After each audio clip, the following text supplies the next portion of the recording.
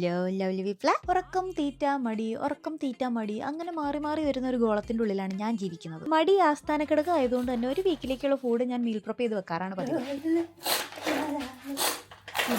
അത് മൈൻഡാക്കണ്ട, അതിനെന്തും ഭ്രാന്താണ്. ചായയും മുട്ട പൊരിച്ചതും മാത്രം ഉണ്ടാക്കാൻ അറിയാവുന്ന ഒരു ഭൂതകാലം എനിക്കുണ്ടായിരുന്നു. എങ്ങനെ ബിൽഡപ്പ് ശേഷേ കാര്യത്തിൽ നിന്ന് എഴുതി പോവാതെ. ഇന്ന് ഞാൻ ഉണ്ടാക്കാൻ പോകുന്നത് ഓൾട്ടർനേറ്റ് വീക്സിൽ ഞാൻ പ്രിപ്പയർ ചെയ്യാറുള്ള ബ്രോയിൽഡ് ചിക്കൻ ആണ്. ഒരു വഴിവഴച്ച പേരുണ്ട് എന്നുള്ളത് ഭയങ്കര സിമ്പിൾ ആണ്. ബ്രോയിൽഡ് ചിക്കൻ എന്ന് പറഞ്ഞാൽ upside down grilled chicken. Grilled chicken എന്ന് പറയുമ്പോൾ താഴെ നല്ല ചൂട് വരുന്നത്, അവലിൽ വെക്കുമ്പോൾ മുകളിൽ നിന്ന് ചൂട് കൊടുക്കുന്നതിനാണ് ബ്രോയിൽഡ് ചിക്കൻ എന്ന് പറയണം. ടേസ്റ്റ് നല്ലത് തന്നെ.